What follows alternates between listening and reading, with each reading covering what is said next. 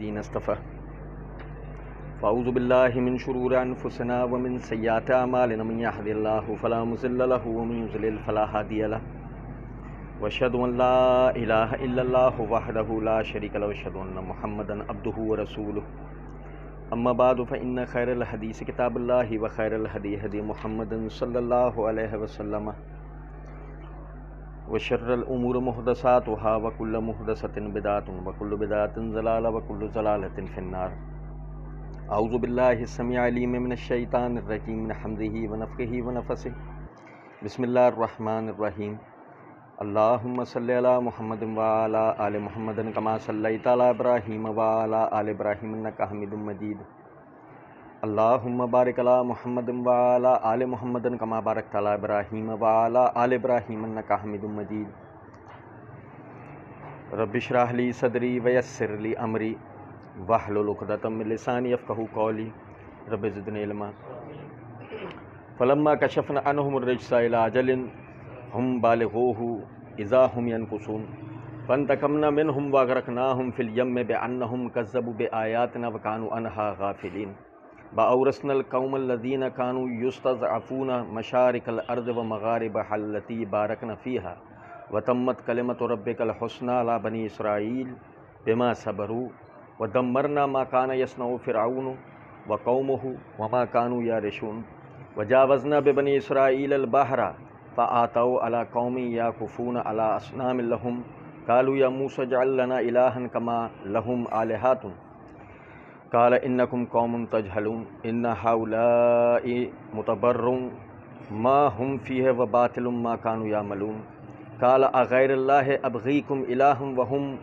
فضلکم علی العالمین وَإِذْ أَنْجَيْنَاكُمْ مِنْ آلِ فِرْعَوْنَ يَسُومُونَكُمْ سُوءَ الْعَذَابِ يُقَتِّلُونَ أَبْنَاءَكُمْ وَيَسْتَحْيُونَ نِسَاءَكُمْ وَفِي ذَلِكُمْ بَلَاءٌ مِّن رَبِّكُمْ عَظِيمٌ وَوَعَدْنَا مُوسَىٰ 30 لَيْلَةً وَأَتْمَمْنَاهَا بِعَشْرٍ فَتَمَّ مِيقَاتُ رَبِّهِ 40 لَيْلَةً قَالَ مُوسَىٰ لِأَخِيهِ هَارُونَ اخْلُفْنِي فِي قَوْمِي وَأَصْلِحْ وَلَا تَتَّبِعْ سَبِيلَ الْمُفْسِدِينَ وَلَمَّا جَاءَ مُوسَىٰ لِمِيقَاتِنَا وَكَلَّمَهُ رَبُّهُ قَالَ رَبِّ أَرِنِي أَنظُرْ إِلَيْكَ قَالَ لَن تَرَانِي وَلَكِنِ انظُرْ إِلَى جَبَلِ فإن استقر مكانه فسوف تراني فلما تجلى ربه للجبل جعله دكا وخر موسى صعيقا فلما أفاق قال سبحانك تبت إليك وأنا أول المؤمنين۔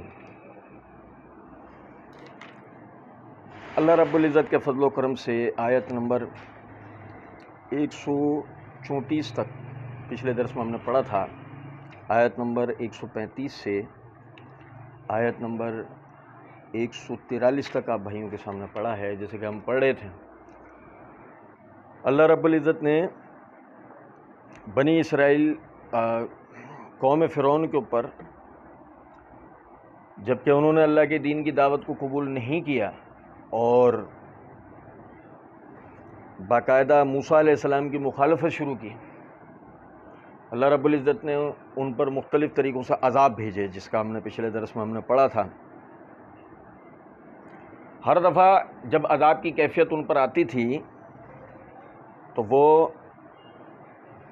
یہی بات کہا کرتے تھے، یا موسیٰ ادعو لنا ربک بما عہد عندک، اے موسیٰ آپ کے رب کی طرف سے جو آپ کو عہد دعا کی قبولیت کا ملا ہوا ہے، جو فضیلت، جو شان، جو مرتبہ آپ کو ملا ہوا ہے، آپ اللہ تعالیٰ سے دعا کیجیے یہ عذاب ہم پر سے ٹل جائے۔ فلما کشفنا عنہم الرجس الی اجل ہم بالغوہ اذا ہم ینکثون،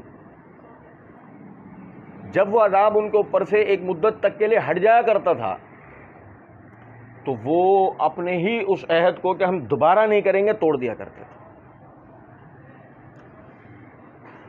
آپ لوگوں کو یاد ہوگا ابھی پچھلے ہی سالوں پہلے ایک مسئلہ چلا تھا کہ وہ فلاں تاریخ یا فلاں رات، وہ 15 رمضان کی رات کو اگر آ جائے تو اس میں بلائیں اترتی ہیں، اس میں یہ ہوتا ہے اور وہ ہوتا ہے، اور جو وہ بڑی اذانیں دی گئی تھیں اور بڑے معاملات ہوئے تھے، آپ کو یاد ہوگا، کچھ سال پہلے کی بات۔ یہ جن بھائیوں کو 2011 کا وقت یاد ہو، کہ 2011 سے پہلے بعض ستارہ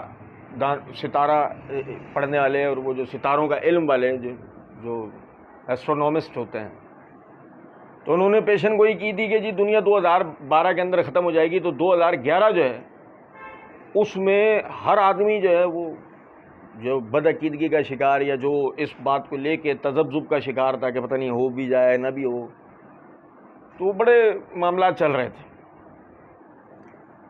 اسی طریقے سے ہمارے انتظامی امور کی خرابی کے نتیجے میں جب بہت تیز بارشیں ہم پر ہوئیں، جیسے پچھلے سالوں میں سیلاب کی کیفیتیں بن گئیں، ہم نے رو رو کے گڑ گڑا کے اللہ کے حضور دعائیں کی، اے اللہ ہمیں معاف کر دے، ہم پر سے مصیبتوں کو ٹال دے، ہم اپنے گناہوں کو لے کر آپ کی طرف رجوع کرتے ہیں۔ پھر دوبارہ سے وہ سہولت کی کیفیت پیدا ہو گئی اور ایسا لگا کہ نہ کوئی 2012 تھا، نہ کوئی وہ 15 رمضان والی وہ رات تھی، نہ کوئی قحط سالیاں تھیں، نہ کوئی برستی ہوئی بہت بارشیں جن سے سیلاب آ گئے تھے، نہ ہی کوئی مانسیرا میں زلزلے آئے تھے، سب بھول گئے، دوبارہ سے ایسا ہو گیا جیسے ہم پر کچھ ہو ہی نہیں سکتا۔ اچھا چھوڑیں، اب ابھی 2 ہفتے پہلے آپ لوگوں کو یاد ہوگا کہ جی وہ سیلاب آ رہا ہے، طوفان آ رہا ہے، وہ طوفان یہ اچھا وہ ظاہر ہے کہ جس کی عالمی میڈیا پہ نظر ہے اس نے دیکھا بھی ہے کہ اس طوفان نے ریاض اور یعنی سعودی عرب کے بعض علاقے اور ہندوستان کے بعض علاقوں میں بڑی تباہی مچائی ہے۔ اچھا اب وہ یہ کہ جی وہ طوفان اس پیمانے کا ہے، یہ کر سکتا ہے، وہ کر سکتا ہے، وہ سندھ حکومت یہ کر رہی ہے، فلاں حکومت یہ کر رہی ہے، انہوں نے یہ انتظام، پریشان، دعائیں کرنے والے دعائیں بھی کر رہے ہیں۔ اچھا اب وہ وقت بھی گزر گیا، اب ہم ایسے ہو گئے کہ جیسے ایسا کچھ ہوا ہی نہیں تھا۔ سمجھیں ذرا اس بات کو، اللہ تعالیٰ اگر اجتماعی عذاب دینے پر قادر ہے تو انفرادی عذاب دینے پر بھی قادر ہے۔ ایسا نہیں ہے کہ جب پوری قوم ہی خرابیاں کرے گی، گناہ کرے گی، عذاب کی مستحق ہوگی تو ہی اللہ رب العزت عذاب نازل کرے گا، اس سے پہلے نہیں آئے گا۔ اللہ رب العزت نے ایک وقت میں اس فرعون اور اس کی قوم کے لیے وہ پانی میں غرق کرنے کا عذاب کا معاملہ کیا، جیسے کہ ہم پڑھیں گے، اور ایک وقت میں اللہ رب العزت نے نمرود کو اکیلے کو ایک مچھر ناک کے رستے گھسیڑ کے داخل کر کے اس اکیلے کو بری طریقے سے عذاب کا شکار کر کے ہلاک کیا۔ ایسا نہیں کہ اللہ تعالیٰ انفرادی طور پر پکڑ نہیں سکتا، وہ انفرادی طور پہ ہی پکڑ سکتا ہے۔ اس لیے جو ایک بنیادی سمجھنے کی بات ہے نا وہ یہ، ہم خود کو گناہوں سے بچائیں، کوئی بچا رہا ہو یا نہ بچا رہا۔ عام طور پہ ہمارے ہاں یہ ہوتا ہے کہ چھوٹے چھوٹے گناہ جن کی ہمیں عادت پڑ چکی ہوتی ہے ان کے لیے ہم دفاعی طور پر یہ بات کر رہے ہوتے ہیں، یار اب یہ تو سب کر رہے ہیں، یہ تو سب کر رہے ہیں، بھائی پکڑ ہوگی تو سب کی ہوگی، میرے اکیلے کی پکڑ کیوں ہوگی؟ اصل میں دیکھا یہ جائے گا کہ تو ایک اکیلا اللہ کی بارگاہ میں کس طرح دیکھا جا رہا ہے۔ نہیں سمجھے؟ جیسے اس کی مثال ایسے سمجھیں کہ ایسا آدمی کہ جسے پتہ نہیں ہے اور اس طرح شعور نہیں ہے اس کو اللہ کی پکڑ کا، اللہ کے عذابوں کا، تو شاید اللہ اس کو ڈھیل دے دے۔ لیکن ایک ایسا آدمی جس کو اللہ کی پکڑ کا یقین ہے، اس سے وہ اچھی طریقے سے واقف ہے، اور اس کے باوجود وہ ڈھٹائی کرتے ہوئے اللہ کو ناراض کرنے والے کام مستقل کرتا رہے، اور پھر وہ یہ کہے کہ یہ تو جی سب کر رہے ہیں، تو پھر ٹھیک ہے، عذاب تم پر آئے گا اور تم پہ سے ٹلے گا جب سب پر ہو کر اور سب پر سے ٹل جائے گا۔ پھر تمہیں اکیلے کو توبہ کرنے کی ضرورت ہے۔ جیسے مثال کے طور پہ اب عذاب کا سلسلہ ایک فرد واحد پر شروع ہو گیا، اب وہ یہ کہے کہ اللہ میرے اوپر سے ڈال دے، تو پھر تو ہونا یہ چاہیے نا کہ جس طرح تم نے دوسروں کو دیکھ کر گناہ کیے، ایسے اب تمہارے بعد دوسروں کو عذاب آئیں گے، پھر آہستہ آہستہ جس طرح ان پر سے عذاب ٹلیں گے پھر تم پر سے بھی ٹل جائے گا۔ جیسے تم نے کہا کہ جی عذاب آئیں گے تو سب پہ اکٹھے آئیں گے، تو ہٹیں گے تو سب پر سے پھر اکٹھے ہٹیں گے، جب تک سب عذابوں کا شکار رہیں گے۔ اور نبی اکرم صلی اللہ علیہ وسلم نے فرمایا لوگوں اچھائیوں کا حکم دو، برائیوں سے لوگوں کو روکو اس وقت سے پہلے کہ اللہ کے عذاب تمہیں بھی آ کے پکڑ لیں۔ ہمارے ہاں ہوتا یہ ہے کہ جب ہم کسی کو غلط کام کرتے ہوئے دیکھتے ہیں تو حکمت سے، اخلاق سے، تمیز سے، تہذیب سے اس کو سمجھانے کی بجائے اس کو اس کے حال پر چھوڑ دیتے ہیں، یہ کہہ کر کہ اس کا تو کچھ ہو نہیں سکتا، اس کا کچھ ہو سکتا ہے نہیں ہو سکتا، یہ تو اللہ کے علم میں ہے نا، تمہیں تو تمہارا کام کرنا ہے۔ کنتم خیر امۃ اخرجت للناس تأمرون بالمعروف وتنہون عن المنکر، تم بہترین امت ہو، تمہیں لوگوں کے درمیان سے چنا گیا ہے کہ تم برائیوں سے روکو گے، تم نیکیوں کا حکم دو گے، تمہیں تو اپنے حصے کا کام کرنا ہے نا۔ وہ تو اس کا معاملہ تو وہ اللہ کے ساتھ ہے کہ اس کو ہدایت ملے گی نہیں ملے گی، اس کی اصلاح ہوگی نہیں ہوگی، اس کا دل پھرے گا نہیں پھرے گا، یہ تو اللہ کے ہاتھ میں نا۔ تمہیں مجھے تو اپنے حصے کا کام کرنا ہے، نہیں تو پھر وہ سن ترمذی والی حدیث، وہ ابو داؤد والی حدیث کہ اس وقت سے ڈرو کہ اللہ کے عذاب تمہیں بھی آ پکڑیں گے۔ تو یہ تھوڑی کہہ سکتا ہوگا آدمی کہ یار میں نے کیا کیا تھا، بھائی تم نے جو کرنے کا کام تھا وہ نہیں کیا تھا، سمجھے ہیں بات کو؟ اللہ رب العزت نے فرمایا فانتقمنا منہم واغرقناہم فی الیم بانہم کذبوا بآیاتنا وکانوا عنہا غافلین۔ اللہ نے فرمایا ہم نے ان سے انتقام لیا، ہم نے ان سے، قبطیوں سے، بنی اسرائیلیوں، فرعونیوں سے ہم نے انتقام لیا۔ فاغرقناکم فی الیم، ہم نے دریا میں انہیں غرق کر دیا، بانہم کذبوا بآیاتنا وکانوا عنہا غافلین، اس لیے کہ وہ ہماری آیتوں کو جھٹلاتے تھے اور ان سے غافل تھے۔ اب یہ بقیہ کی تفصیلات تو ہم آگے پڑھیں گے، لیکن صرف جو اتنا حصہ نا وہ سمجھنے کا، وکانوا عنہا غافلین۔ آپ یقین کریں اب تک کی زندگی میں ایسے لوگوں سے بھی سامنا ہوا ہے جو دین کو صرف اس لیے پڑھنا سننا سیکھنا نہیں چاہتے ہیں کہ ان کا یہ نظریہ ہے کہ اگر پتہ لگ گیا پھر کیا تو پکڑ زیادہ ہوگی یا پھر پکڑ ہوگی، اس لیے نہ پڑھتے ہیں نہ سنتے ہیں اور نہیں سمجھ رہے ہیں کچھ بات کو۔ اچھا دیکھیں، اب میں تو ظاہر ہے کہ سیکھنا سمجھنا پڑھنا چاہتا ہی نہیں ہوں نا، میں تو سیکھنا سننا پڑھنا چاہتا ہی نہیں ہوں نا، ٹھیک ہے۔ اب میں مر گیا اور مجھے قبر میں دفنایا گیا، میرے لواحقین چلے گئے، اب منکر نکیر آئے، صحیح بخاری کتاب العلم کے اندر روایت ہے، مسند احمد کے اندر روایت ہے، انہوں نے مجھے اٹھا کے بٹھایا، انہوں نے مجھ سے سوالات کیے، میں نے ہر سوال کے جواب میں کہا میں نہیں جانتا، کہ میں نے تو زندگی وہی گزاری نا کہ پتہ لگ گیا تو پھر پکڑ ہوگی نا، دور ہی رہو، ایسے ہی ہے۔ اب جی منکر نکیر نے آ کے سوال کیا میں نہیں جانتا، یہ جواب سنا تو منکر نکیر میرے حال سے تو واقف ہیں کہ یہ تو اسے تو پتہ نہیں تھا، جیسے دنیا میں یہ کہتا تھا بھائی ہمیں تو کچھ پتہ ہی نہیں ہے۔ ایک اور فریق بتاؤں آپ کو، ایک اور فریق بتاتا ہوں، یہ اس سے بھی زیادہ خطرناک فریق، یہ حرام کاری کرتا ہے، سننا، یہ حرام کاری کرتا ہے، گناہ کرتا ہے، چوری کرتا ہے۔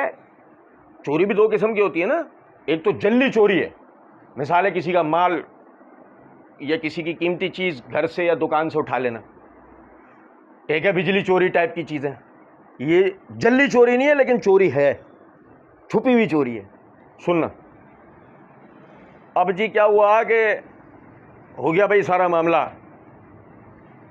پوچھا جائے کہ تم یہ کام کر رہے ہو کیوں کر رہے ہو تو غلط ہے، اب وہ جواب میں کہتے ہیں دیکھو بھائی سنو ذرا، سمجھو ذرا بات کو، جی اب بینکوں کا سود ہے، بینک کا سود کھا رہا ہے، اب بھائی یہ تو غلط کر رہا ہے، ابھی سننا جواب کیا دیتے ہیں، وہ کہتے ہیں دیکھو جی ان چیزوں کے حلال ہونے کے علماء نے فتوے دے رکھے ہیں، تو ہماری پکڑ نہیں ہوگی، پکڑ ان مولویوں کی ہوگی پھر کہ جنہوں نے فتوے دیے، ہم تو ان کے فتووں پہ عمل کر رہے ہیں، صحیح۔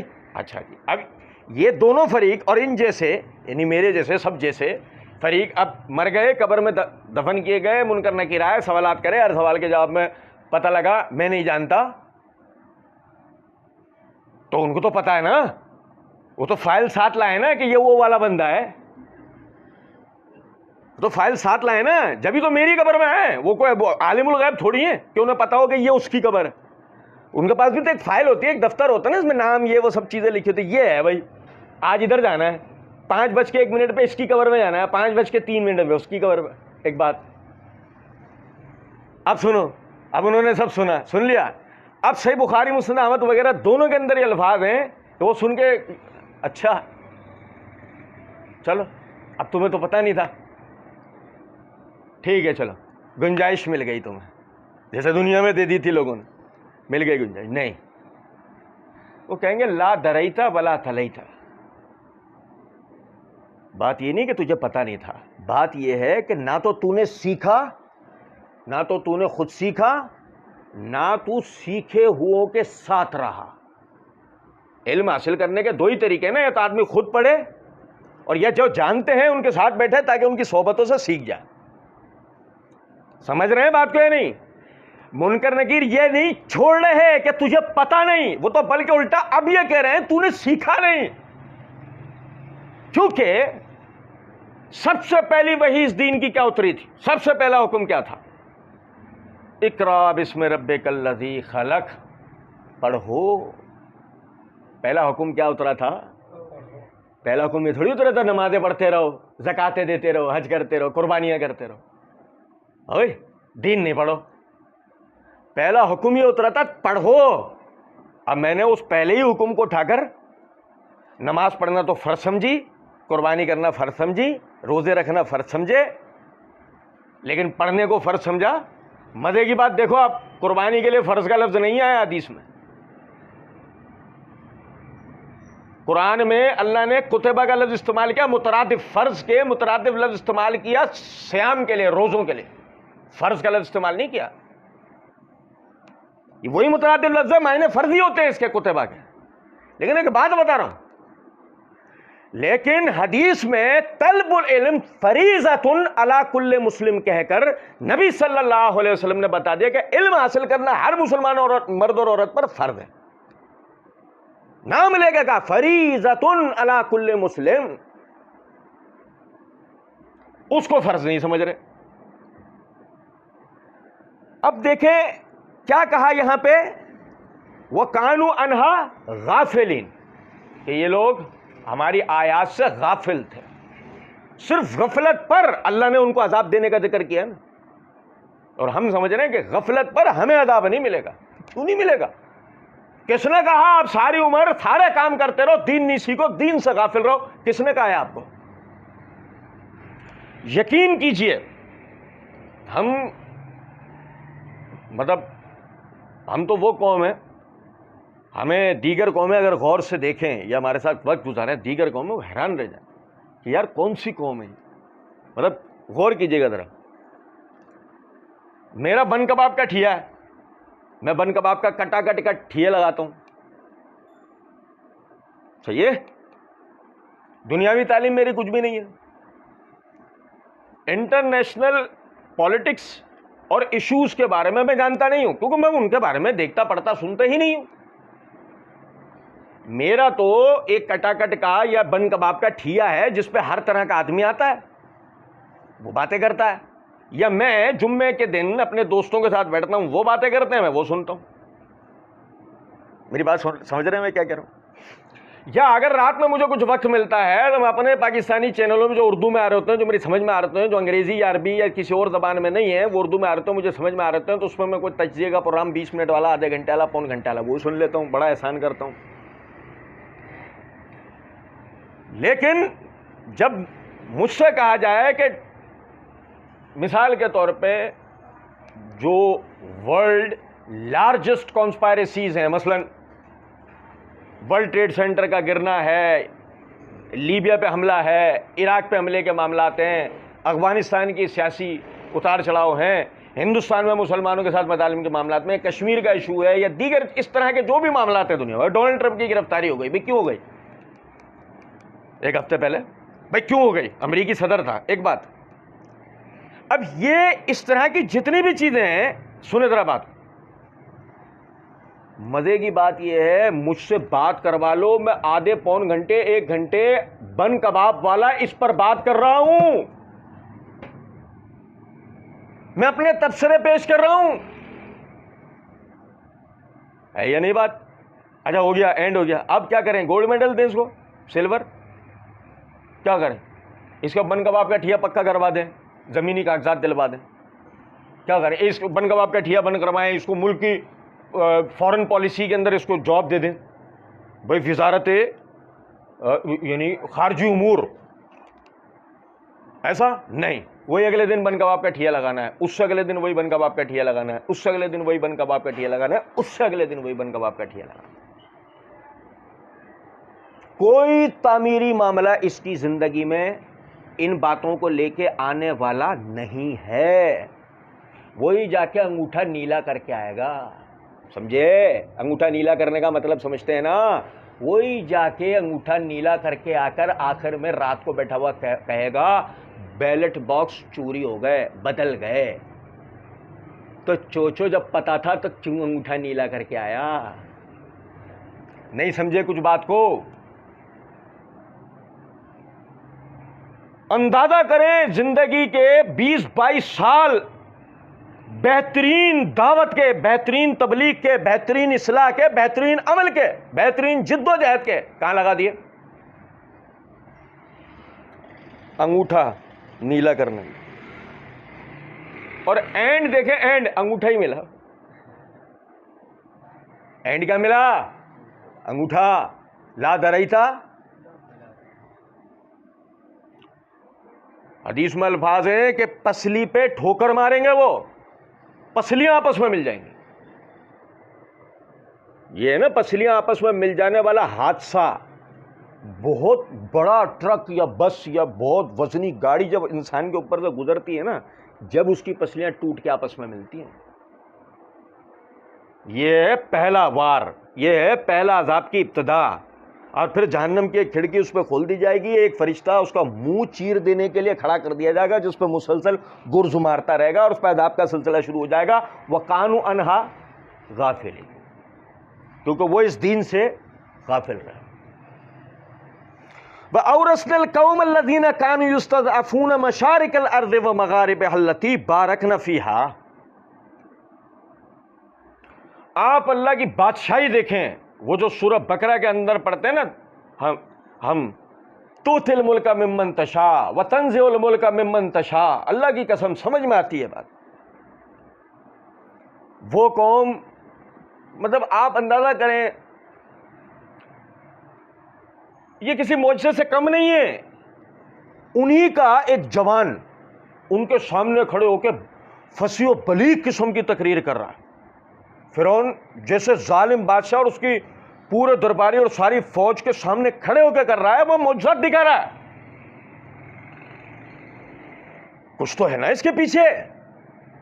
ہمارے والوں کو تو بولنا نہیں آتا۔ 200-250-300 سال کی غلامی کے نتیجے میں ہم اتنی پستی میں چلے گئے کہ ہم اپنی زبان تک بھول گئے، فصاحت و بلاغت تک بھول گئے، ادب و فن تک بھول گئے، تہذیب و تمدن تک بھول گئے، کچھ بھی ہمیں نہیں پتا، ہمیں تو بس غلامی آتی ہے۔ اور اس میں ایک یہ ہمارا جوان یہ کھڑا ہو کر اتنی فصیح و بلیغ تقریر کر رہا ہے، اور ایسے زبردست طریقے سے ان کو للکار رہا ہے، اور ایسے معجزات دکھا رہا ہے، اور یہ اس کا کچھ نہیں کر پا رہے۔ اور پھر یہ ایک اس دن کی بات نہیں ہے، 14 سال بیت گئے، کچھ نہیں کر سکے اس کا۔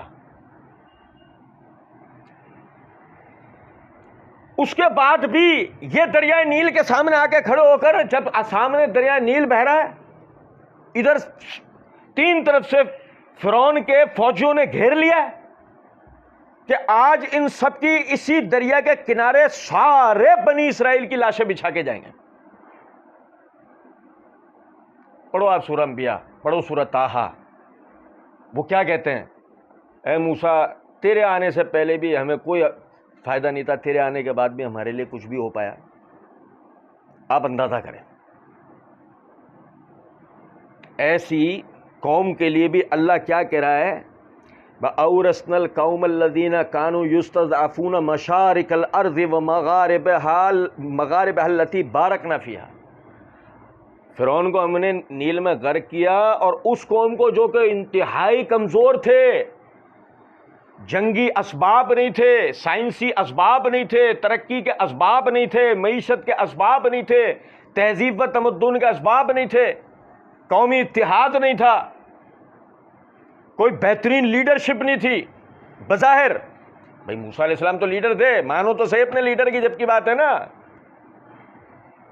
اس کے باوجود اللہ کہہ رہا وَأَوْرَثْنَا، ہم نے وارث بنایا ان کو. کس کا؟ مشارق الارض و مغارب التی بارکنا فیہا، زمین کے اس حصے کا جس کے مشرق اور مغرب سب میں ہم نے برکت رکھی ہے. شام، جس کے مشرق اور مغرب سب میں ہم نے مالک بنایا ان کو. اب ہم سمجھے نہیں ابھی تک بات. مثلاً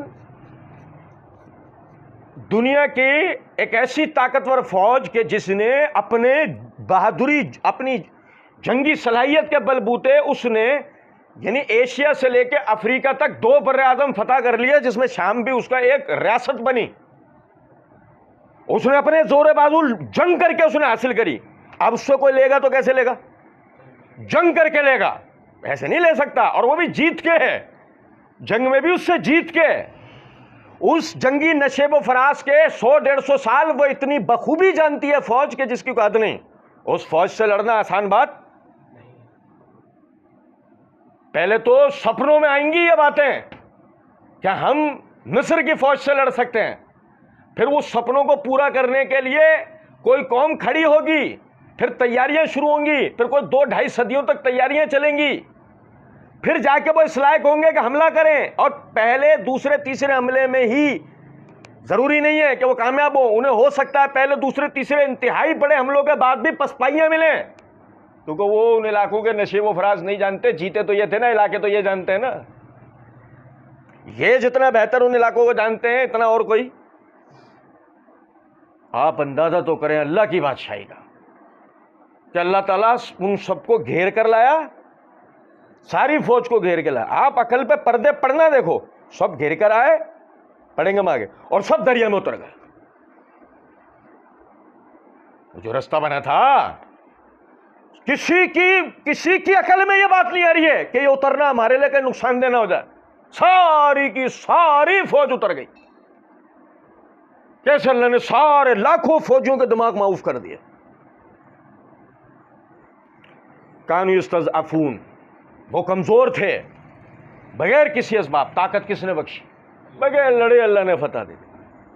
وتمت کلمۃ ربک الحسنی، کتنی پیاری بات ہے. اللہ کہہ رہا ہے دیکھو سنو، وتمت کلمۃ ربک الحسنی علی بنی اسرائیل، تیرے رب نے جو بنی اسرائیل سے وعدہ کیا ثابت ہوا. تیرے رب نے جو بنی اسرائیل سے پہلے دن موسیٰ علیہ السلام کی زبانی وعدہ کیا، اللہ نے اپنی بات کو پورا کر کے دکھایا. کیسے معجزاتی، کیسے عجیب و غریب طریقے سے. پہلے کبھی دنیا میں ایسا نہیں ہوا. اور یہ نصیحت آئی مخاطبین قرآن سب سے پہلے صحابہ کے لیے. یہ اللہ تعالیٰ یہ سب سے پہلے کس کو بتا رہا ہے کہ دیکھو تم پر تو خیر ایسا وقت نہیں آیا، تم میں تو ہر طرح کے لوگ ہیں، سرداروں کی اولادیں بھی ہیں، غلاموں کی اولادیں بھی ہیں، غلام بھی ہیں، عورتیں بھی ہیں، معذور بھی ہیں، بچے بھی ہیں، سب ہیں تم میں، بوڑھے بھی ہیں، سب ہیں. تم پر ایسے والے حالات پھر بھی نہیں آئے تھے. نہیں سمجھے؟ لیکن جب اللہ انہیں نکال سکتا ہے اور انہیں زمین کا پورا شام کا یعنی مالک بنا کے اور ایسی ان کو طاقت دے سکتا، مطلب آپ دیکھیں اس کے بعد قسطنطین لڑا ان سے جا کے. رومی بادشاہ قسطنطین، وہ جس کے نام پہ دارالحکومت قسطنطنیہ تھا، وہ جا کے لڑا ہے، اس نے فتح حاصل کی. 450-500 سال بعد جا کر روم غالب آیا ان پر. اس سے پہلے بغیر لڑے طاقت میں کون ہے؟ اور رستوں میں بھی تو دیکھو، رستوں میں بھی لہسن پیاز کھاتے ہوئے گئے. پڑھا نا ہم نے سورہ بقرہ میں، بھوک لگ رہی ہے تو منو سلوا اتر رہا ہے، نہیں یہ نہیں کھانا، زمین بتا دو، لہسن پیاز بوئیں گے تو زمین بتائی گئی کہ یہاں بولو. وہ 1-2 دن میں لہسن پیاز اگ کر باہر آ رہی ہے ان کے لیے. کچھ سمجھ میں آ رہی ہے بات یا نہیں؟ وہ کھاتے ہوئے جا رہے ہیں اپنی مرضی کی سبزیاں. اندازہ تو کرو. فرمایا وتمت کلمۃ ربک الحسنی علی بنی اسرائیل بما صبروا، بنی اسرائیل نے ان مظالم پہ جو صبر کیا اللہ رب العزت نے اپنی بات ان پر پوری کر کے دکھائی. ودمرنا ما کان یصنع فرعون وقومه وما كانوا یعرشون. ودمرنا ما کان یصنع فرعون اور اس کی قوم نے جو کچھ بنایا ہم نے سب برباد کر دیا. اللہ کہتا ہے ہم نے سب وما کانو یارشون، اور وہ بلند و بالا محلات، وہ بلند و بالا، یار یہ بڑا غور طلب ہے، وہ بلند و بالا محل، میں جب بھی اس آیت کو پڑھتا ہوں بڑا وہ ہوتی ہے مجھے. سنو کیا ہوا کہ پہلے دن پڑھو آپ سورۃ طٰہٰ، پہلے دن جب موسیٰ علیہ السلام نے اپنی دعوت رکھی، اس میں ایک دعوت میں آپ نے یہ بات رکھی، میرا رب وہ ہے جو 7 آسمانوں سے اوپر اپنے عرش پہ مستوی ہے.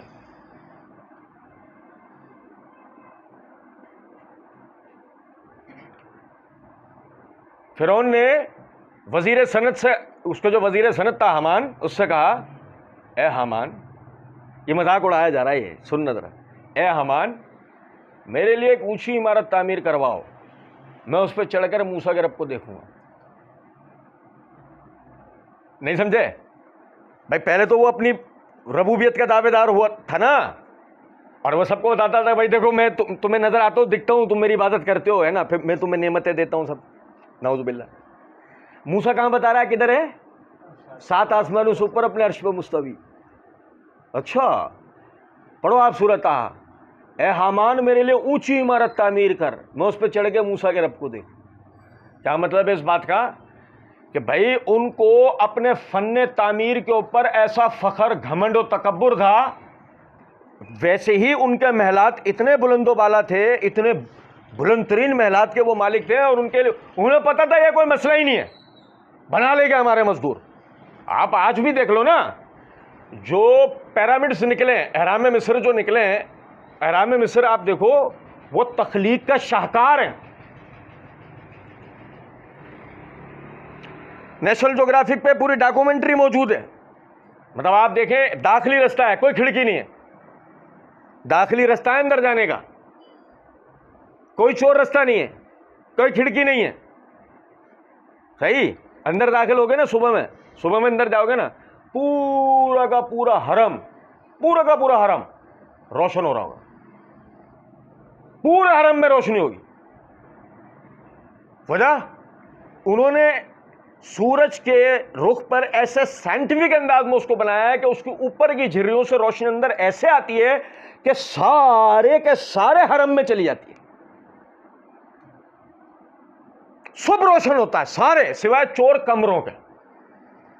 جو پوشیدہ کمرے بنے ہوئے نا، ان کی جب تک وہ دروازے نہیں کھلیں گے اس وقت تک. اور ابھی تک جو ماہر آثار قدیم ہے وہ کہتے ہیں ابھی تک 200 سے اوپر کمرے ایسے ایک حرم کے اندر ہیں جنہیں ہم کھول نہیں پائے، ان میں اندر داخل ہونے کا رستہ ہی سمجھ میں ہمیں نہیں آ رہا. لیکن یہ طے شدہ بات ہے کہ اس میں بہت کچھ جو نا وہ قدیم ذخیرہ موجود ہے. اب بتانے کا مقصد یہ، وہ بلند و بالا محرا اور وہ فن کاریگری جس کے گھمنڈ میں آ کر اس نے وہ پہلے دن یہ بات بولی تھی، اللہ آخری دن کیا کہہ رہا؟ وما کانو یارشون، ہم نے وہ بلند و بالا محلات ان کے چھوڑے، سب ختم، برباد. وجاوزنا ببنی اسرائیل البحر فآتوا علی قوم یعکفون علی اصنام لهم قالوا یا موسیٰ اجعل لنا الہا کما لهم آلہۃ قال انکم قوم تجہلون ان ہؤلاء متبر وما هم فیہ وباطل ما كانوا یعملون. اللہ کہتا ہے وجاوزنا ببنی اسرائیل البحر، ہم نے بنی اسرائیل کو دریا کے پار کیا. خود نہیں جا سکتے تھے، جا سکتے تھے. اچھا ایک میں آپ کو نقطے کی بات یہ بھی ذرا سمجھیں، یہ بھی ایک تحقیق کا نقطہ ذہن میں رکھیں، سوچیں اس کو، بڑا اللہ کی قدرت دکھتی ہے. مطلب قوم نوح کو بھی تو کشتی بنانا سکھائی تھی نا. دنیا میں سب سے پہلے کشتی بنائی نوح علیہ السلام نے، پانی پہ چلنے والی سواری سب سے پہلے نوح علیہ السلام نے بنائی، اللہ نے سکھائی انہیں. تو نوح علیہ السلام بھی تو اپنی قوم کو لے کر وہ کشتی پہ نکلے تھے نا، تو ایسے بنی اسرائیلی نہیں بنا سکتے تھے کہ وہ پہلے، اللہ تو جانتا ہے نا کہ مستقبل کیا ہے، اللہ کو تو علم ہے نا یہ ایسے جائیں گے اور وہ ایسے غرق ہوں گے، ایسے نا اللہ کے تو علم میں تھا. اب ہوتا ہے کہ اللہ ان سے کشتی بنواتا اور کشتی بنوانے وہ کشتی میں نکلتا. سمجھے نہیں؟ سنو، فرعون نے کہا پہلے دن اپنی قوم سے، جیسے یہ محلات والی بات ہوئی نا، اس نے کہا اپنی قوم سے بتاؤ کون ہے وہ جس نے دریا کو کاٹ کے ایسا نہری نظام بنایا کہ تمہیں پانی تمہارے گھر کے دروازوں کے سامنے ملتا ہے. آج ہم جدید ترین دور میں چل رہے ہیں نا. صاف بہتا منرل واٹر ہمیں ہمارے دروازوں کے سامنے ملتا ہے؟ نہیں.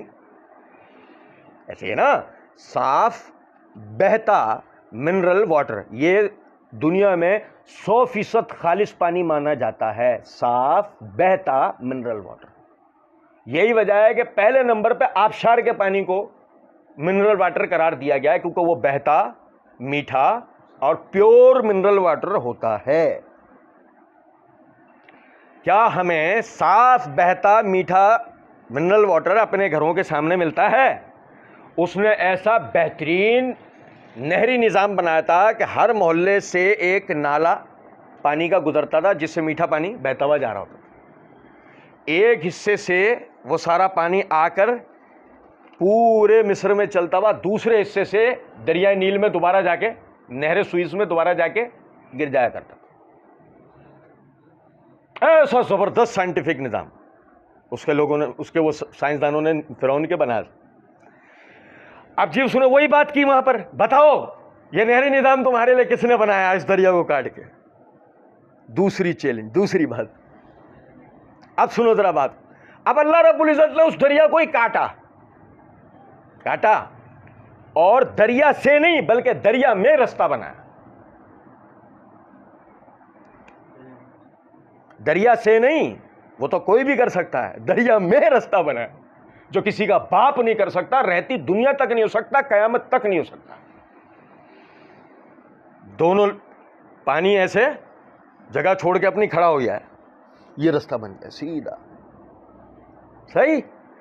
یہ سارے بنی اسرائیلی بھی اتر گئے اور یہ سارے فرعونی بھی اتر گئے, وہ پار ہو گئے, غرق ہو گئے. اللہ رب العزت نے فرمایا وجاوزنا ببنی اسرائیل البحر, ہم نے پار کروایا کس کو؟ بڑی بات ہے اس ایک جملے میں, کسی کشتی سے نہیں کہ نوح علیہ السلام کی طرح کہ جی اس میں سائنس کیا ہے. یہ تو انہوں نے اپنے پہلے والوں کے طریقے پر عمل کیا بچنے کے لیے. سائنس اس میں تھی کہ کھوجو کہ پانی کیسے کھڑا ہو, کھوجو اس بات کو, دماغ لڑاؤ اس پہ, سائنس ڈھونڈو اس کے اندر کہ پانی کھڑا کیسے ہوا, راستہ بنا کیسے. سمجھے یہ بات کہ اچھا. فآتوا علی قوم یعکفون علی اصنام لہم, یہود کہتے تھے ہم توحید پرست ہیں, کہتے آج بھی کہتے ہیں, یہودی آج بھی کہتے ہیں, اور آج بھی مسلمانوں کے بعد دنیا میں دوسرے نمبر پر بت پرستی سے چڑھنے والی اگر کوئی قوم ہے تو یہودی ہیں. بہت چڑھتے ہیں بت پرستی. وہ کہتے ہیں کہ ہم توحید پرست ہیں, اور نبی صلی اللہ علیہ وسلم کے زمانے میں سب سے بڑے توحید کے دعوے دار وہی بنے ہوئے تھے. واسطے وسیلوں کے عقیدے رکھنے کے بعد توحید کے دعوے دار کون بنے ہوئے تھے؟ وہی بنے ہوئے. اب کیا تھا اس نقطے میں؟ اللہ نے بتایا فآتوا علی قوم یعکفون علی اصنام لہم. اچھا آپ تاریخ کا مطالعہ کریں گے نا تو نہر سوئس سے اتر کے ساحلی پٹی پہ شام کے لیے جب چلتے ہوئے جاتے ہیں تو قدیم مصریوں کا یعنی کہ انہوں نے جو نا پہلے اس خطے میں چھاؤنیاں بنا رکھی تھی, اور جب چھاؤنیاں بنائی ہوئی تھی تو ان چھاؤنیوں میں رہنے والے اپنے فوجیوں کے لیے بڑی عبادت گاہیں تعمیر کی ہوئی تھی, جس میں ایک بہت بڑی عبادت گاہ تھی, اس کا بہت بڑا بت تھا, اور وہ لوگ اس کے لیے فوجی عقیدہ رکھتے تھے کہ جب وہ جنگ کے لیے نکلتے تھے نا تو وہ اس کے آگے ماتھا ٹیکتے ہوئے جاتے تھے, اس کے آگے سجدہ کرتے ہوئے جاتے تھے, تو جنگ ہم جیتیں گے. میں بھی اس بت کا نام بھول گیا ہوں, تاریخ میں وہ بھی موجود ہے. تو بنی اسرائیل جب وہاں سے گزرتے ہوئے گئے تو وہ پہلے دن سے ایک دماغ میں بات اٹکی ہوئی نا, اور وہ مصریوں کے ساتھ رہ کر جو بدعقیدگی ان کے اندر تھی کہ اللہ جو کہ دکھائی نہیں دیتا یا دیکھا نہیں جا سکتا, یہ دو باتوں میں فرق ہی نہیں کر پائے. وہ جیسے آج بھی ہوتا ہے نا, ہمارے یہاں دو جنگلی قومیں, پہلی ملحدین, دوسری مشرکین. ملحدین کا معاملہ یہ ہے کہ وہ کہتے ہیں یہ کیسا رب ہے جو دکھائی نہیں دیتا,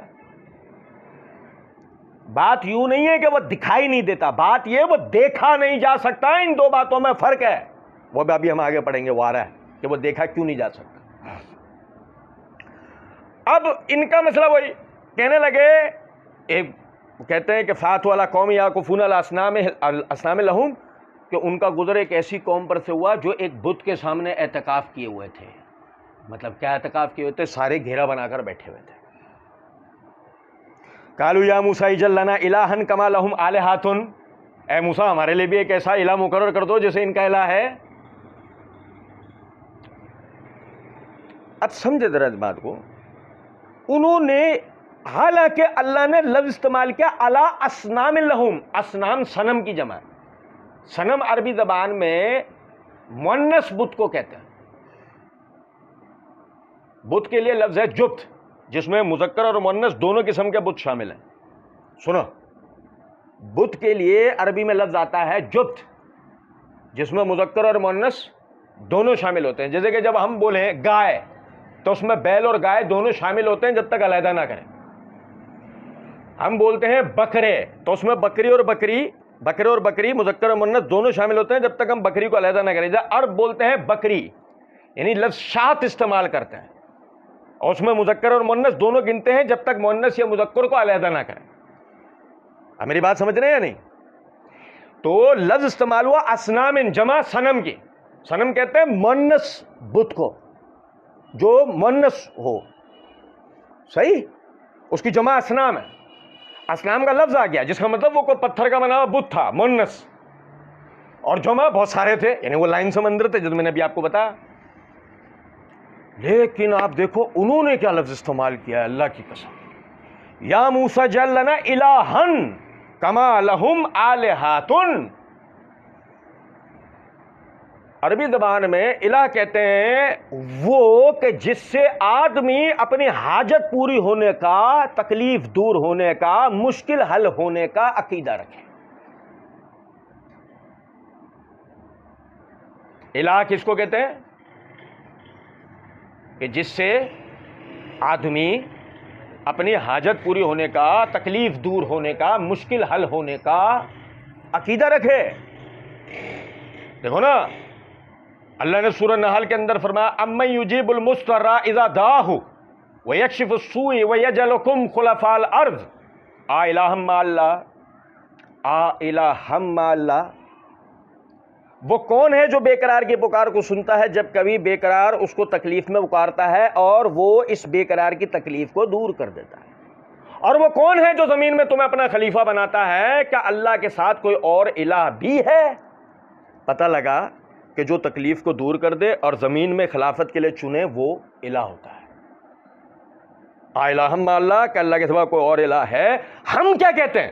لا الہ الا اللہ، اللہ کے سوا کوئی الہ نہیں ہے. تو آسانی سے اتنے لمبے چوڑے معنی کی بجائے ہم اس کو آسانی کے لیے عربی ہی کا ایک دوسرا لفظ ترجمے میں استعمال کر لیتے ہیں، معبود. اللہ کے سوا کوئی معبود نہیں ہے. لفظ کیا ہے؟ لا الہ. یہی انہوں نے کہا یا موسیٰ اجعل لنا الہا، اے موسیٰ ہمارے لیے ایسا الہ مقرر کر دو. کما لہم آلہۃ، جمع الہ کی.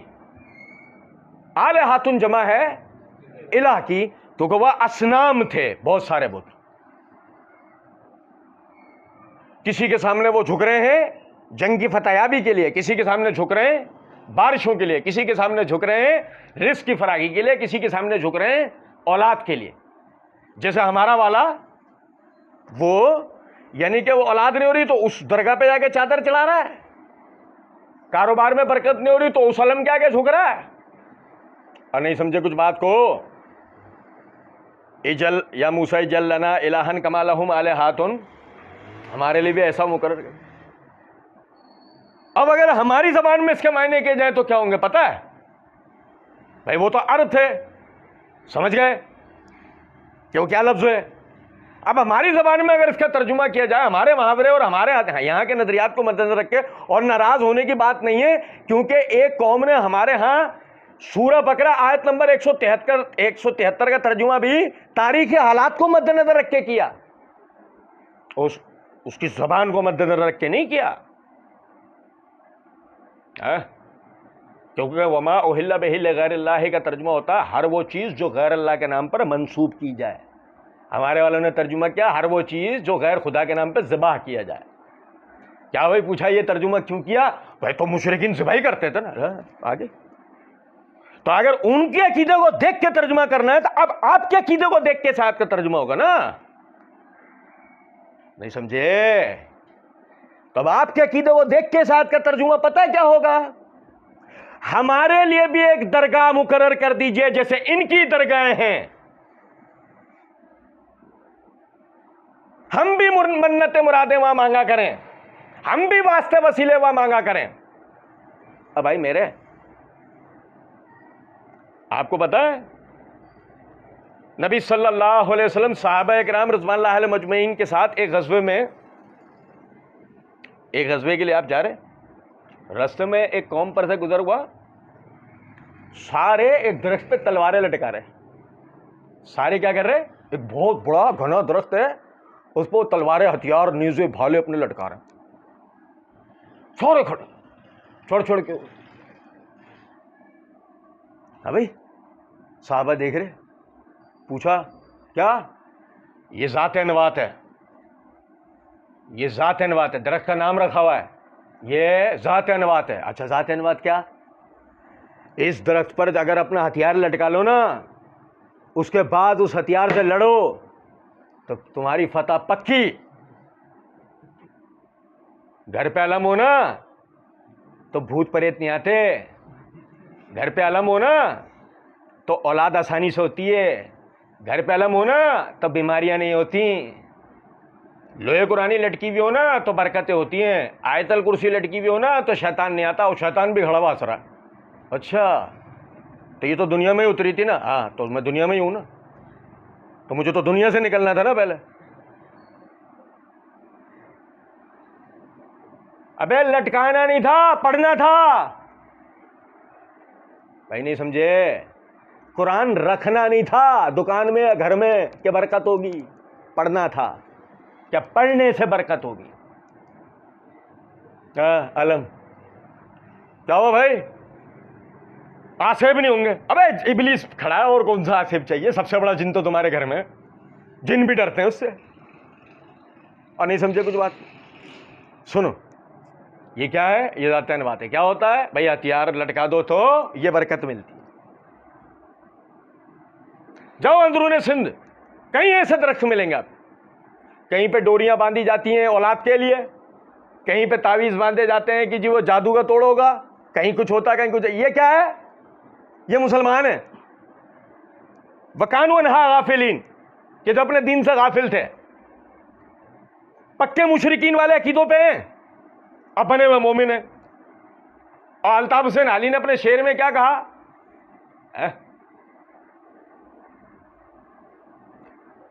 وہ ایک دین جس سے روشنی ہوئی سارے جہاں میں، وہ بگڑا گیا آ کے اس ہندوستان میں.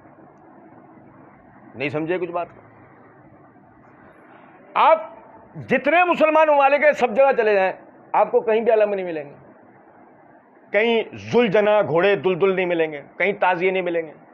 یہ ملیں گے نا، یہ آپ کو یہ 3 ملکوں میں ملیں گے، ہندوستان، پاکستان، بنگلہ دیش. چھوڑو ایران میں نہیں ملیں گے. کہاں نہیں ملیں گے؟ ایران میں نہیں ملیں گے یار. ظلم تو دیکھو ہمارے ساتھ. ابے وہاں تو پہلے ہونے چاہیے تھے، وہاں نہیں. کچھ سمجھ رہے ہیں؟ یہ کیا ہے؟ یہ ذات انوات.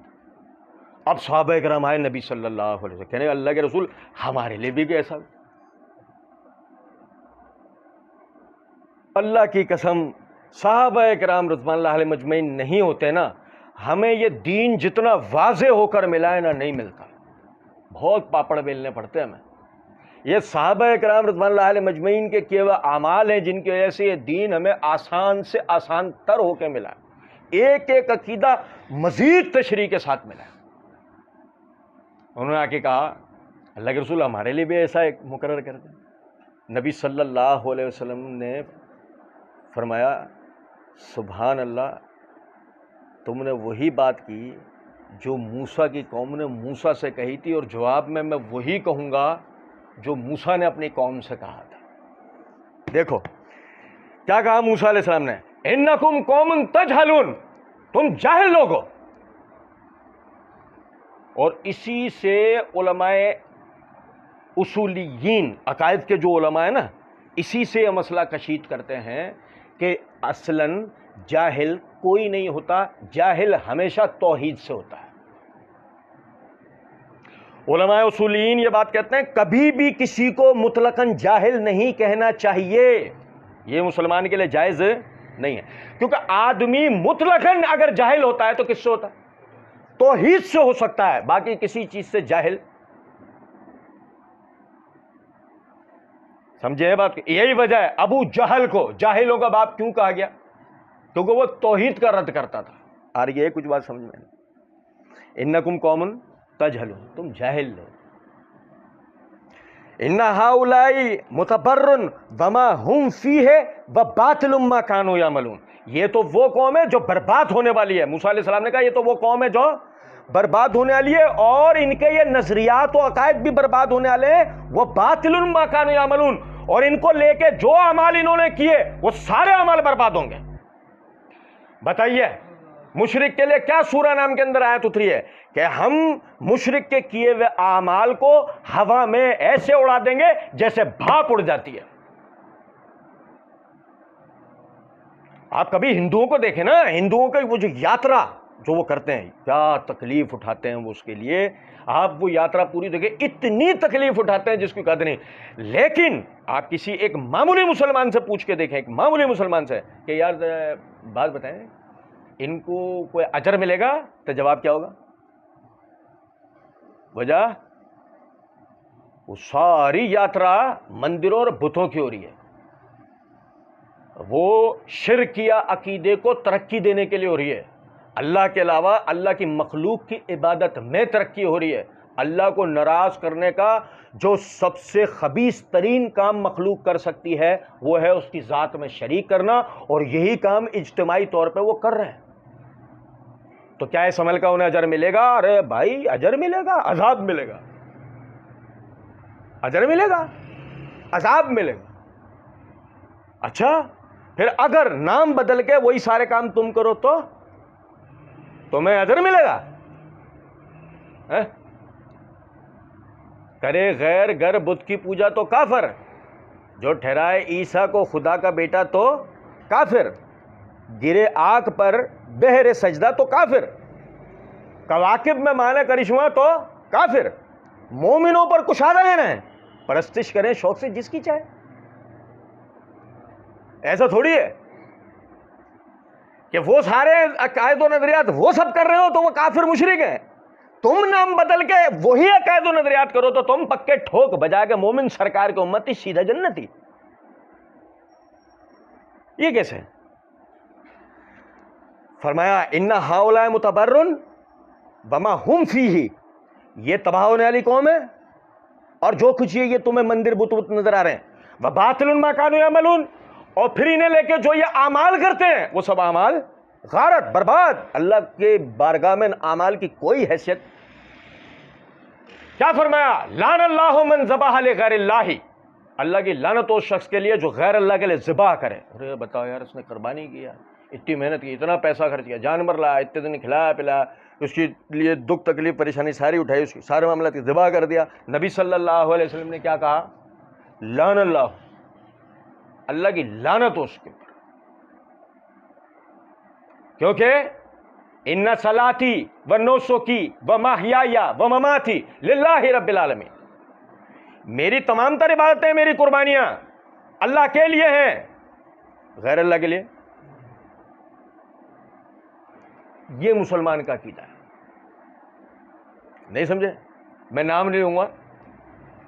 ایک بہت بڑے والے حضرت صاحب سے سوال ہوا کہ حضرت ہندو جو ہے وہ ہولی کی مٹھائی دیں تو کیا کھا لیں؟ کیا دوسرے دن کھا لو؟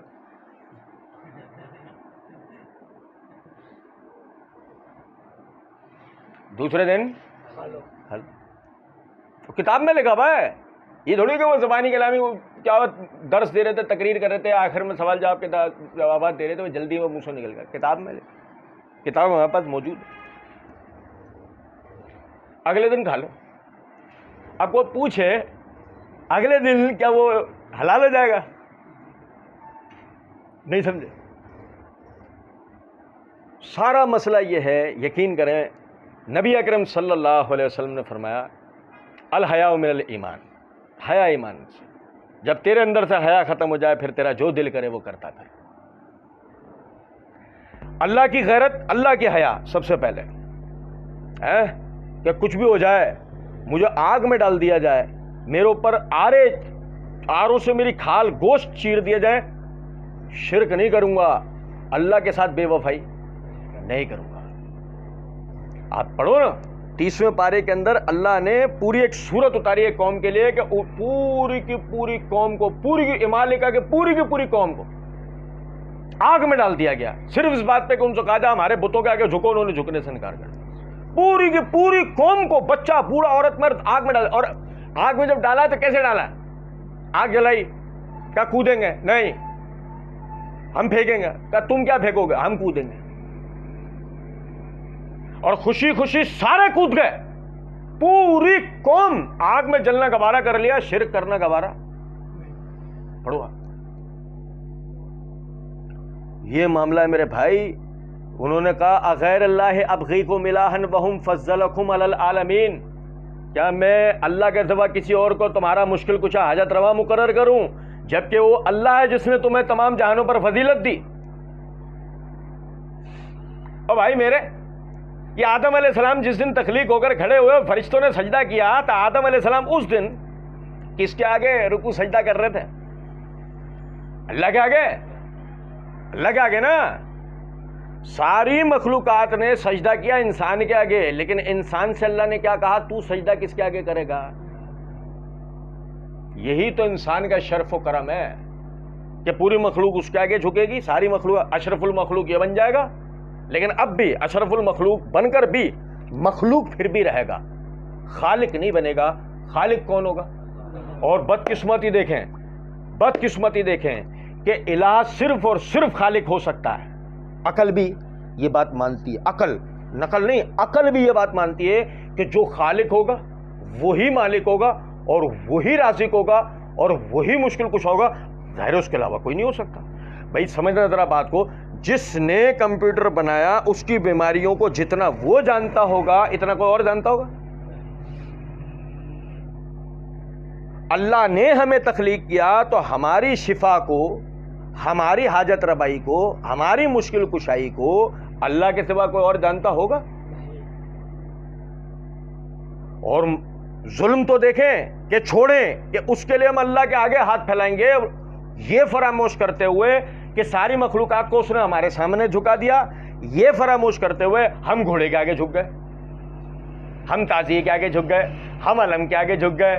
ہے بھائی، ابے گائے کا پیشاب پی رہے ہیں، اشرف المخلوق کس کا پیشاب پی رہی ہے؟ وہ اندازہ کرو. اب پتہ ہے اللہ تعالی قرآن میں فرماتے ہیں اِنَّ فِي خَلْقِ السَّمَاوَاتِ وَالْأَرْضِ وَاخْتِلَافِ اللَّيْلِ وَالنَّهَارِ لَآيَاتٍ لِأُولِي الْأَلْبَابِ. بے شک زمین اور آسمان کی تخلیق میں اور رات اور دن کے آنے جانے میں عقل والوں کے لیے بہترین نشانیاں ہیں. اللہ اپنی نشانیاں نا صبح اور شام دکھاتا ہے ہمیں، اور ہر ایک نیا دن نئی نئی نشانیاں دکھاتا ہے. یہی نہیں کہ پرانی پلٹ پلٹ کے آتی رہتی ہے. ہر ایک نیا دن کل یومن ہوا فی شان، سورہ رحمان کی آیت. ہر ایک نیا دن اللہ کی نئی نئی شان ہمیں بتاتا رہتا ہے. ہر ایک نیا دن، بس صرف معرفت ہونی چاہیے. آپ یقین کریں گائے کو جب ہم غور سے دیکھتے ہیں نا، غور سے، یہ وہ پیشاب پیے گا گائے کا بھی، ذرا دیکھنا یہ لائن سے کھڑی ہے، اس کا یہ پی رہا ہے، یہ گائے کھڑی ہے، اس کے برابر میں دوسری گائے بھی کھڑی ہے، اور اس سے جہاں سے لایا گیا وہ گایوں کا طبیلہ ہے، استبل ہے. ایک گائے ایسی نہیں تھی جو پیشاب میں منہ مار دے.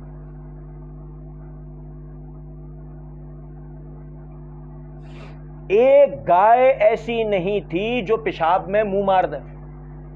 ایک بیل ایسا نہیں تھا، یعنی اس کا نر، جو پیشاب میں منہ مار دے، منہ لگا دے. کیا نشانی دکھائی اللہ نے؟ ابے اس میں برکت ہوتی تو تم سے پہلے ان کے لیے ہوتی، اس میں برکت ہوتی تو تم سے پہلے، اللہ کی قسم، گھوڑے کو بھنگ پلا کے نہ لاؤ پھر ذوالجناح بنا کے دکھاؤ، گھوڑے کو بھنگ پلا کے نہ لاؤ پھر ذوالجناح بنا کے دکھاؤ، نہیں بنے گا، گھوڑا ہے گدھا نہیں ہے، گھوڑا ہے تمہاری طرح نہیں۔ سمجھے ہیں کچھ بات کو یا نہیں؟ اللہ موسیٰ علیہ السلام کہہ رہے ہیں اغیر اللہ ابغیکم الہا وہو فضلکم علی العالمین، تو میں اللہ کے سوا کسی غیر کو تمہارا الہ بناؤں؟ اللہ نے تمہیں تمام جہانوں پہ فضیلت دی ہے۔ اور یہ اب ہم سمجھیں بھی ہم اللہ کے سوا کسی اور کو اپنا مشکل کچھ حاجت روا وسیلہ واسطہ سفارشی اللہ کی بارگاہ میں بنائے تو کیسے بنائے؟ اللہ نے بشمول پوری قوم آدم علیہ السلام سے ہم تک قیامت تک آنے والے ہر انسان کو تمام جہانوں پر فضیلت دی ہے، اور ہم میں سب سے زیادہ فضیلت کس کو دی؟ محمد الرسول اللہ صلی اللہ علیہ وسلم۔ کیا کہا کرتے تھے؟ خطبے کی ابتدا ہی کرتے تھے ان باتوں سے، ان الحمد للہ نحمدہ ونستعینہ ونستغفرہ ونؤمن بہ ونتوکل علیہ۔